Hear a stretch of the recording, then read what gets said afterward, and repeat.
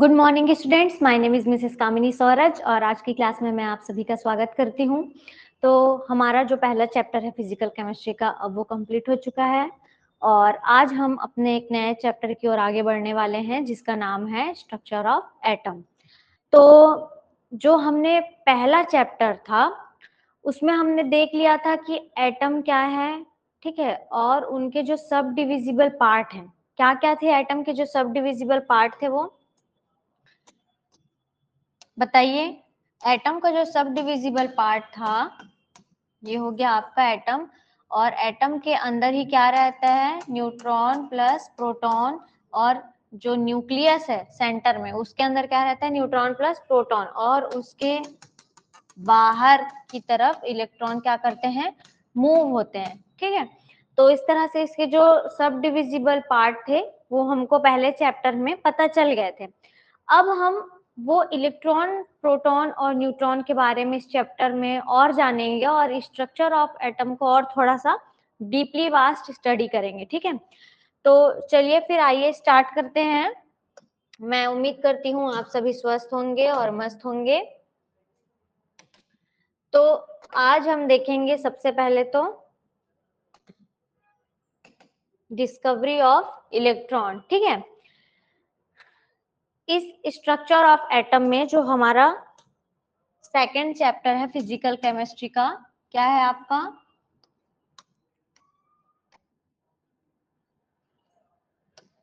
Structure of atom.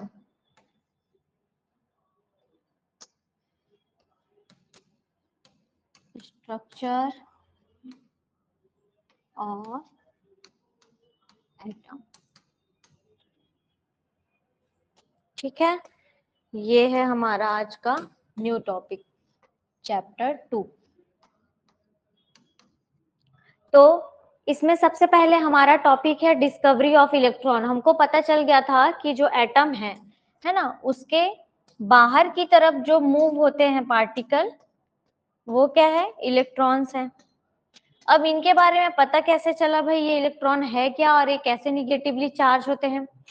तो हमको ये तो पता ही है कि जे थॉमसन ने क्या किया था, इलेक्ट्रॉन की डिस्कवरी करी थी, और इस इलेक्ट्रॉन की डिस्कवरी से उन्होंने ये बताया कि ये जो इलेक्ट्रॉन है वो निगेटिवली चार्ज पार्टिकल है। तो ये कैसे हैं, आइए जाने। पहले तो इसका इंट्रोडक्शन देख लीजिए कि इलेक्ट्रॉन इज अ फंडामेंटल सब एटॉमिक पार्टिकल। ये क्या है, एक मूलभूत पार्टिकल है हमारे एटम के अंदर। ठीक, डिस्कवर्ड इन 1897। क्या किया, जे थॉमसन ने 1897 में इसके बारे में डिस्कवरी में बताया, डिस्कवर करके बताया कि इलेक्ट्रॉन एक निगेटिवली चार्ज एटम होता है, जो कि इलेक्ट्रॉन एक निगेटिवली चार्ज पार्टिकल है जो कि एटम के बाहर की ओर क्या होता है, घूमते रहता है। साथ ही उन्होंने एक एक्सपेरिमेंट किया, उस एक्सपेरिमेंट का नाम है कैथोड रे ट्यूब एक्सपेरिमेंट, जो कि इलेक्ट्रॉन की डिस्कवरी को बताता है। तो चलिए आइए जानते हैं इसके बारे में क्या है ये। पहले इसका एक आउटलाइन देख लीजिए आप। J Thomson used a cathode ray tube. सबसे पहले हम ये कैथोड रे ट्यूब एक्सपेरिमेंट में किस तरह का इंस्ट्रूमेंट उन्होंने यूज किया उसको देख लेते हैं। ठीक, तो ये है कैथोड रे ट्यूब का इंस्ट्रूमेंट, जिसमें उन्होंने क्या किया, एक यू शेप की नली ली, ठीक है, जिसे कैथोड रे ट्यूब कहा गया। एक तरफ उन्होंने क्या किया, उन्होंने इस एक्सपेरिमेंट में एक तो 2 इलेक्ट्रोड लिए। क्या किया उन्होंने, इस एक्सपेरिमेंट में 2 इलेक्ट्रोड लिए। ये कैथोड रे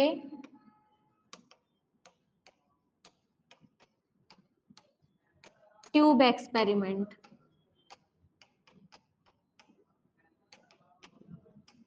जो कि हमें क्या बताता है, इलेक्ट्रॉन की डिस्कवरी को बताता है बच्चा। उन्होंने इस तरह की क्या ली, यू शेप नली ली और उसको 2 इलेक्ट्रोड से क्या कर दिया, कनेक्ट कर दिया।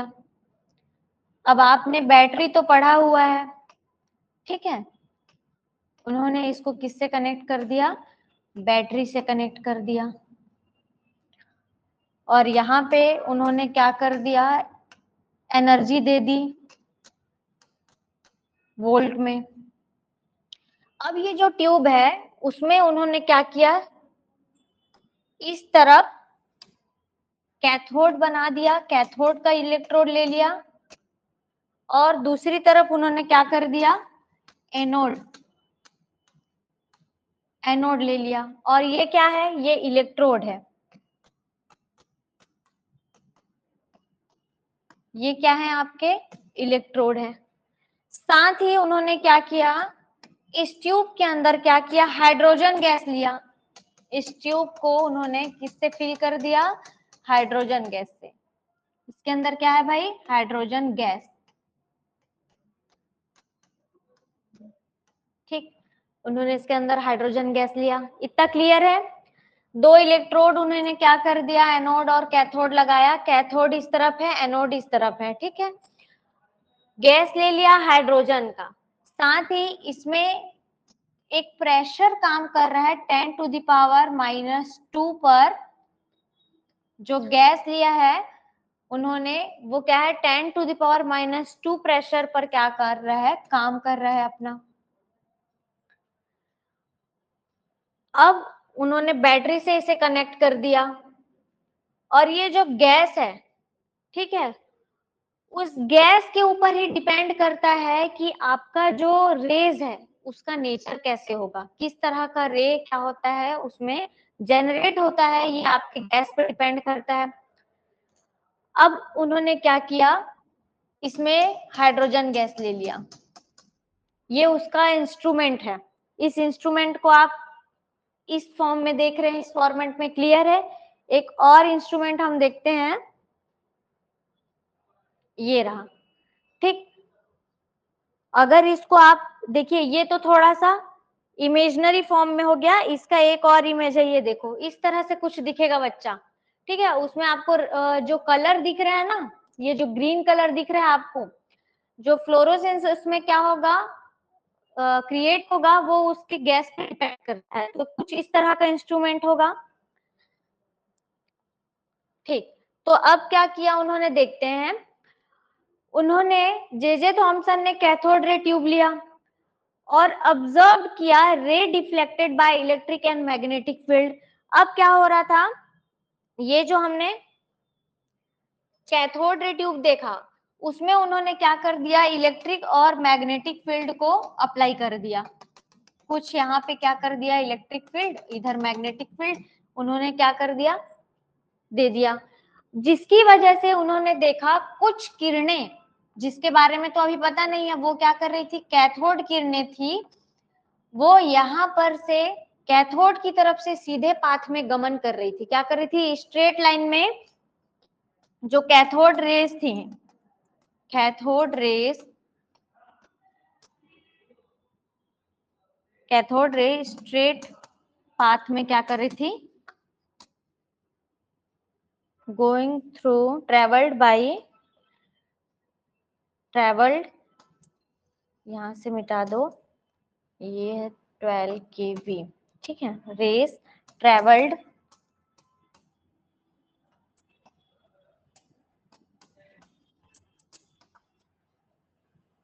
Bye, travelled in straight path. क्या कर रही थी, वो रेस थी, वो ट्रेवल कर रही थी स्ट्रेट पाथ में। अब यहाँ पर क्या किया था उन्होंने, एक धातु का कुछ प्लेट रखा था। किसने, जब उन्होंने एक्सपेरिमेंट किया तो उन्होंने इसमें धातु का एक प्लेट रखा था, तो उन्होंने देखा उसका शेडो यहाँ पे बन रहा था। उस जो प्लेट था ना धातु का, उसका क्या है, शेडो पीछे की ओर क्रिएट हो रहा था। जब उन्होंने यहाँ पर देखा, बच्चा क्लियर है ना इमेज, उन्होंने देखा कि ये जो कैथोड रेस है वो स्ट्रेट पाथ में क्या कर रही थी, ट्रेवल कर रही थी। साथ में उन्होंने उनके पाथ में एक क्या रख दिया था, प्लेट रख दिया था, जो कि मेटल का बना हुआ था, जिसका जो पीछे क्या बन रहा था, परछाई बन रहा था, शेडो बन रहा था। अब उन्होंने देखा कि जब ये स्ट्रेट लाइन में क्या कर रही थी, ट्रेवल कर रही थी, तो कुछ रेस थी वो सीधे स्ट्रेट लाइन में क्या कर रही थी, जा रही थी। तो फिर किसी से वो अट्रैक्टेड नहीं थी, वो सीधे जा रही थी। उनमें से कुछ रेज ऐसी भी थी जो डिफ्लेक्ट हो जा रही थी जब इलेक्ट्रिक और मैग्नेटिक फील्ड क्या कर रहा था, काम कर रहा था। तो वो क्या हो जा रही थी, डिफ्लेक्ट हो जा रही थी, अपने मार्ग से वो क्या हो जा रही थी, डिफ्लेक्ट फील कर रही थी, डिफ्लेक्टेड बाय अप्लाइंग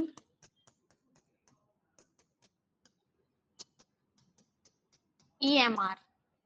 जब इलेक्ट्रोमैग्नेटिक रेडिएशन उन्होंने देख लिया तो वो क्या करने लगी, डिफ्लेक्टेड होने लगी। पहला तो स्ट्रेट लाइन में वो क्या कर रही थी, जा रही थी। उसके बाद जब उनको इलेक्ट्रिक फील्ड यहाँ से दिया गया तो वो क्या करने लगी, डिफ्लेक्टेड होने लगी, यानी कि दूसरी ओर उड़ने लगी, प्रभावित होने लगी। ठीक, अब ये सीधे चले गई तो उन्होंने देखा कि स्ट्रेट लाइन में निकल गई कुछ, और कुछ क्या कर रही थी, शेडो को बना रही थी जो सीधे लाइन में जा रही थी। और उसके बाद क्या कर रही थी, वहां पर वो जो रोटेट होने के लिए लाइट पडल था उसके अंदर उन्होंने क्या किया था, एक व्हील, मतलब कि एक चक्के के समान जो प्लेटिनम का धातु था जिसका शेडो पीछे बन रहा था, वो घूमने लग रहा था, रोटेट होने लग रहा था। किसके कारण, EMR, इलेक्ट्रोमैग्नेटिक रेडिएशन जब उन्होंने डाला तो उस विद्युत चुंबकीय क्षेत्र में आने के प्रभाव से वो जो कैथोड रेज थी वो ऐसा फिनोमिना दिखा रही थी कि वो रोटेट हो रही थी। साथ ही रोटेट होने के कारण, ठीक है, EMR के कारण, रोटेट होने के कारण कुछ जो आपकी कैथोड रेस है वो क्या हो जा रही थी, डिफ्लेक्ट हो जा रही थी, वो अपने मार्ग से भटक कर टर्न हो जा रही थी। तो जब वो टर्न होने लगी तो या तो वो किसी की तरह, इसीलिए वो टर्न हो रही है। क्योंकि देखिए अगर यहाँ पर कुछ ये अगर ये पॉजिटिवली चार्ज होती तो ये मेटल के तरफ क्या होता, वो अट्रैक्ट होता। क्योंकि मेटल के पास क्या होता है, एक तरह से अगर उसमें मेटल में अगर आप क्या करोगे, मैग्नेटिक फील्ड दोगे तो उसकी तरफ मैग्नेट क्या होने लगता है, मैग्नेट या तो मेटल की तरफ जाएगा या तो मेटल मैग्नेट की तरफ आएगा, उससे जनरेट होता है। तो वैसे ही उन्होंने सोचा कि ये जो कैथोड रेज है वो क्या कर रही है, टर्न हो जा रही है। इसका मतलब ये कौन से चार्ज की होंगी, ये निगेटिव चार्ज की होंगी, जो दूसरी ओर क्या हो जा रही है, मुड़ जा रही है, वो किसी दूसरे से क्या हो रही है, अट्रैक्टेड फील कर रही है। तो क्या हुआ, जिसकी वजह से जब वो टर्न हो रही थी तो टर्न होने के साथ क्या हो रहा था, वो जो प्लेट रखा हुआ है उसमें कुछ कैथोड रेज टकराने के कारण एक प्रतिदीप्ति उत्पन्न कर रही थी, फ्लोरोसेंस हो रहा था वहां पर। ठीक, वहां पे क्या हो रहा था, फ्लोरोसेंस हो रहा था, एक प्रतिदीप्ति उत्पन्न हो रही थी। देख रहे हो यहाँ पे, जब कुछ सीधी जा रही थी ना और कुछ टर्न हो जा रही थी, तो टर्न वाली तो निकल गई इलेक्ट्रो करके, क्योंकि वो किसी और से क्या थी, अट्रैक्टेड ही। और जो सीधी जा रही थी वो क्या हो रही थी, वो सीधे धातु की जो प्लेट थी उसको स्ट्राइक कर रही थी, मतलब उससे टकरा रही थी, जिसकी वजह से एक फ्लोरोसेंस यानी कि एक प्रतिदीप्ति उत्पन्न हो रहा था। जैसे कि कोई जिंक सल्फाइड का अगर मेटल ले लिए, या जिंक सल्फाइड के कुछ कण हैं वहां पे जो कि प्रतिदीप्ति उत्पन्न कर रहे थे, इस तरह से कुछ होते हैं ऐसे भी मेटल्स जो क्या करते हैं, अपना शाइन प्रोड्यूस करते हैं। तो इस तरह से जिंक सल्फाइड के जो छोटे कण होते हैं ना, जो अपना एक प्रतिदीप्ति देते हैं, उसी तरह से वहां पे जब वो मेटल से कैथोड रे क्या कर रही थी, स्ट्राइक कर रही थी, तो प्रतिदीप्ति उत्पन्न हो रहा था, एक प्रकाश उत्पन्न हो रहा था। तो उन्होंने उसको क्या नाम दिया, कैथोड रेस का नाम दिया। साथ ही कैथोड रेस को क्या कहा उन्होंने, इलेक्ट्रॉन, ये इलेक्ट्रॉनिकली नेगेटिव चार्ज क्यों होती है, क्योंकि ये अपने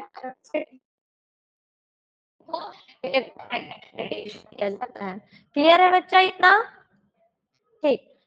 और ये जो कैथोड रेज थी वो क्या कर रही थी, एक्स रे प्रोड्यूस कर रही थी, स्ट्राइक ऑन मेटल। जब मेटल से वो टकरा रही थी तो वो एक्स रे क्या कर रही थी, प्रोड्यूस। इलेक्ट्रोमैग्नेटिक रेडिएशन के अंतर्गत आता है, ये जो आपका एक्स रे है वो किसके अंतर्गत आएगा, ये हमारे रेडिएशन के अंतर्गत आएगा। चलिए तो अब थोड़ा सा हम देखते हैं कि इन्होंने क्या क्या फाइंड किया। सबसे पहले तो उन्होंने देखा कि ये तो बहुत छोटे पार्टिकल है जो इलेक्ट्रॉन्स है। दूसरा देखा कि इनके पास एक निगेटिवली चार्ज होता है, निगेटिव चार्ज होता है, जिसकी वजह से वो क्या कर रही है, डिफ्लेक्ट हो जा रही है अपने स्ट्रेट पाथ से। और ये जो इलेक्ट्रॉन है वो सारे एटम में प्रेजेंट होगा। उन्होंने कहा अगर ये निगेटिवली चार्ज है तो सारे एटम के अंदर कोई ना कोई पॉजिटिव चार्ज होगा, पॉजिटिव चार्ज होगा तो उसको मेंटेन करने के लिए नेगेटिव चार्ज भी होगा, जिसकी वजह से मतलब उन्होंने सोचा पहले कि ये निगेटिव चार्ज, पॉजिटिव चार्ज तो उसके बाद सोचा गया कि हाँ भाई अब नेगेटिव चार्ज है तो हो सकता है पॉजिटिव चार्ज बाद में होगा। इस बारे में पहले देखा कि निगेटिव चार्ज है तो हाँ सारे एटम में ये प्रेजेंट होगा। और क्या किया उन्होंने तब बताया कि हाँ हम एटम को क्या नहीं कर सकते, कट नहीं कर सकते, पर उसका डिवीजन हम पढ़ सकते हैं, उसको डिविजिबल करके हम सब एटॉमिक पार्ट में पढ़ सकते हैं। तो ये यहाँ से आया है, ठीक है इलेक्ट्रॉन। इलेक्ट्रोमैग्नेटिक रेडिएशन जिस ईएमआर की बात कर रहे हैं तो ईएमआर रेडिएशन क्या है? Electromagnetic radiation is a form of energy. कोई भी रेडिएशन, कोई भी तरंग दैर्ध्य, प्रतिदीप्ति या प्रकाश एक क्या है? एनर्जी है। ठीक है, हम सनलाइट को क्या कहते हैं? एक एनर्जी है ना सनलाइट की। तो वैसे ही जो इलेक्ट्रोमैग्नेटिक रेडिएशन है it's a form of energy that travels through space in a form of wave created by the oscillation of electric and magnetic field. ठीक, जैसे अगर इलेक्ट्रिक और मैग्नेटिक फील्ड दे दिया जाए स्पेस में तो एक एनर्जी क्रिएट होगी, तो स्पेस क्या करेगी? ट्रैवल करेगी किसके फॉर्म में? वेव के फॉर्म में। जैसे एग्जाम्पल के लिए आपको, आपने देखा है कि तालाब है, आप क्या करते हैं? एक छोटा सा पत्थर फेंकते हैं, वो वेव क्या होता है? डेवलप हो जाता है पानी के अंदर।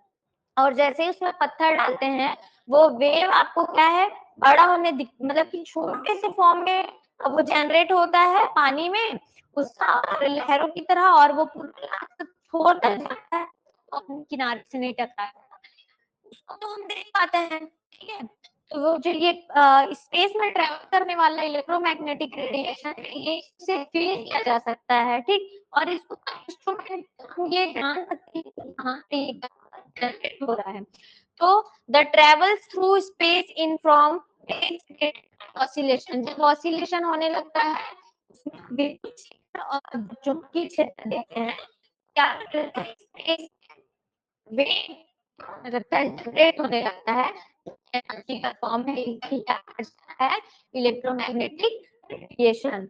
These are perpendicular to each other and wave propagation, ये बोल रहा है कि दोनों एक दूसरे के समांतर होते हैं, उनका जो प्रोपेगेशन है यानी कि वेव का जो प्रोपेगेशन है, गमन करने की तरीका, गमन का जो तरीका है वो क्या होता है? एक दूसरे के समानांतर, एक दूसरे के सॉरी लंबवत, ठीक है, लंबवत, एक दूसरे के लंबवत। अब ये क्या है? इलेक्ट्रोमैग्नेटिक रेडिएशन, इसे देखो बाय इमेज के थ्रू समझते हैं।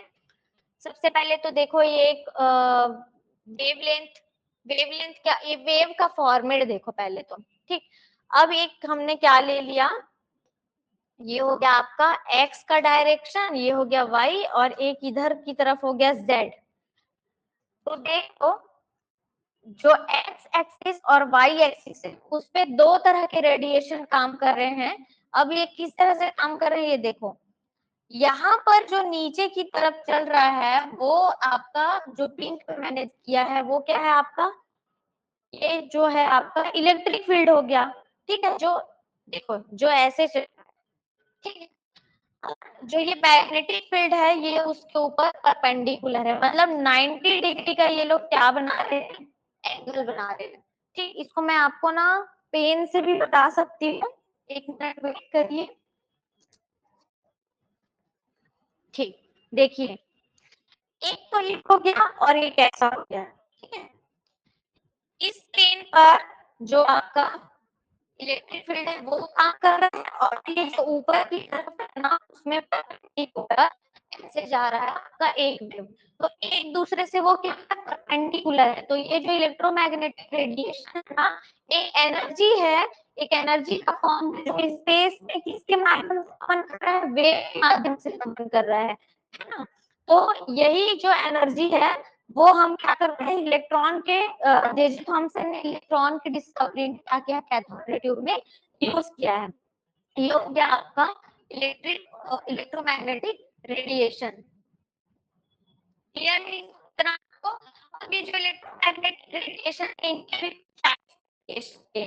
के अंदर क्या एटम एटम के अंदर हमारा इलेक्ट्रॉन, प्रोटॉन, न्यूट्रॉन इसकी हम स्टडी करते हैं, इसका मास, इसका आवेश देते हैं। अच्छा, वैसे ही जो इलेक्ट्रोमैग्नेटिक रेडिएशन है उसके अंदर भी कुछ प्रकाश के टाइप है, उनके तरंग की क्या है, तो ये देखो उनके क्या क्या टाइप है। एक तो रेडियो वेव होता है, माइक्रोवेव, इंफ्रारेड, ठीक है, इंफ्रारेड इसको IR भी लिखते हैं, ठीक, visible light, UV rays, X rays और गामा रेज। तो मेटल स्ट्राइक कर रहा था कैथोड प्रोड्यूस कर रहा था फॉर्म में इलेक्ट्रोमैग्नेटिक रेडिएशन का। मैं उम्मीद करती हूँ कि आपको ये इलेक्ट्रॉन की डिस्कवरी क्लियर होगी, ठीक है। तो इसके थ्रू, इलेक्ट्रॉन की डिस्कवरी के थ्रू हमने क्या जाना कि हमको ये जो जे थॉमसन का ये वाला इंस्ट्रूमेंटल जो डिस्कवरी था, इससे पता चला कि जो कैथोड रेज क्या करती है, तो स्ट्रेट फॉर्म में क्या करती हैं, ट्रेवल करती हैं। इसका नेचर ऑफ कैथोड रेज में देखो, नेचर ऑफ कैथोड रेज में कि ये स्ट्रेट लाइन में क्या करती है, वैक्यूम के अंदर ट्रेवल करती हैं। और अगर इनके मार्ग में कोई और चीजें रख दी जाए जो ट्रांसपेरेंट हो, तो क्या करते हैं, इसमें बनता है, ठीक। साथ ही अगर उसको अगर उस जो प्लेटिनम की बीम अगर उसके सामने रख दिया जाए तो वो क्या करती है, उसको रोटेट कर देती है, ठीक, रोटेट करती है। और जिनका एक मास और मोमेंटम होता है जिसको कैप्चर किया जा सकता है। जैसे अगर कोई बच्चा स्पीड कर रहा है, रेस में भाग रहा है, वो बहुत ज्यादा स्पीड से भाग रहा है, उसको भी एक तरह से मापने का तरीका है ना, मेजर करने का। वैसे ही ये जो वेव्स है वो क्या कर रही है, ये जो लाइट है वो ट्रेवल जब करती है तो अपने मार्ग में किसी तरह से फिनोमिना करते हुए जाती है, जिसके थ्रू उनका मास और मोमेंटम क्या किया जा सकता है, पता किया जा सकता है। जिसकी वजह से अब क्या होगा, एक प्रतिदीप्ति फ्लोरेसेंस का प्रोड्यूस करेगा प्रॉपर्टी, और क्या करेगा, अपने मार्ग से डिफ्लेक्टेड हो जाएगा। क्या होगा, अपने मार्ग से वो मुड़ जाएगा, जिससे ये पता चलता है कि उसमें किसी तरह का आवेश है। तो जिसकी तरफ मुड़ रहा है या तो वो किसी पॉजिटिव आकर्षित हो रहा है, जिसकी नेगेटिवली चार्ज आ गया, ठीक, और वो रेडिएशन भी प्रोड्यूस करती है। हाँ, तो वो जिस